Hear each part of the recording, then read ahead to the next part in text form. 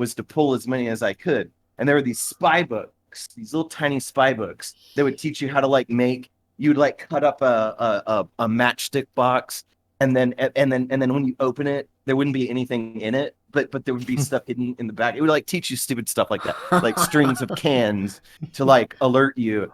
And it was like, anyway, it was really cool. But he had them all, and one day, I'm ashamed to say it, but he like left, and he had the heart surgery, and he was fine, but he could like come and go freely from the school. And in the cafeteria, he was showing all his brand new stacks of really cool spy books that like he was the only one that had. And I'm like, oh, never mind. No, I got.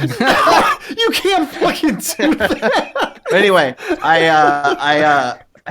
I pointed at him and I said, the only reason you have that is because you had open heart surgery. And then I ran out of the cafeteria. It was a very bad moment. I was also in third grade, so it cut me a little bit of slack. I've grown as a person. Yes. I'm in therapy. Now the other thing is that same guy, his other grandfather was a cop, and he had like these old school handcuffs, and were they fuzzy? They didn't have the, huh?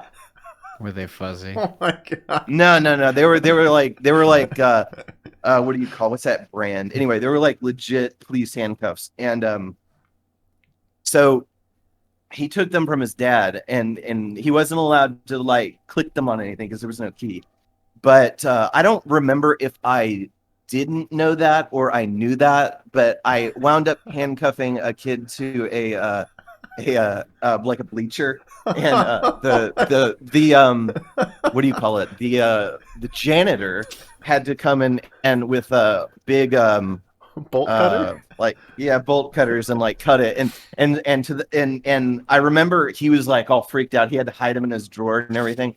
Funny story. This Airbnb is on the exact river, so the guy that had the handcuff, or that broke the handcuffs, the janitor, the school. He was this cool janitor. He showed us how to like use a comb, like a hairbrush comb, and click and put it on the buttons of the Coke machine. And if you press them simultaneously, you get 2 Cokes for like the same amount of money. So he was kind of a cool janitor, but he was a really weird guy. So anyway, that guy, he disappears, and no one heard from him for years. Later on, this Airbnb is on the river that they pulled his body out of in a car that he drove into the river to kill himself, and it wound up he was up to his eyeballs in gambling debt. Who would have thought? Holy cow. Yep. One day I'm going to watch the movie you're talking about. That is insane. But wow. Yeah, Nickelback. Yeah. Coming full circle. It's an easy segue. You know? Yeah, I'm gonna start. I'm starting to shiver. You're starting to... I've used all the hot water, and it's bad. It's getting bad, but I'm good. I've done ice baths before. Is it getting cold, buddy? It's getting cold. It's getting cold. Yeah, I get that. So, long story short, there's a lot of guilty pleasure music that I have. There's an ever listing. There's artists that I've like become devoted to that started as guilty pleasures. Like for me, it's like you listen to them sarcastically at first, and then you start listening to them more and more, and you're like, fuck, yeah. Fuck. This is really good. Like the Kinky Wizards, which is a band from the movie High Fidelity I was mentioning here. Oh. I've seen that movie a bunch of times. I really like the movie. With John Cusack, right? Yeah, he's great in that movie.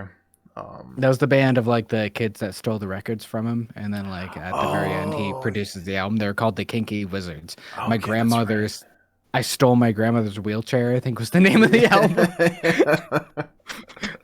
Oh, that fucking movie's awesome. No shit. Do you need to like change locations? You are I might. I'm gonna tough it out. Hey, this is content, man. I can handle it.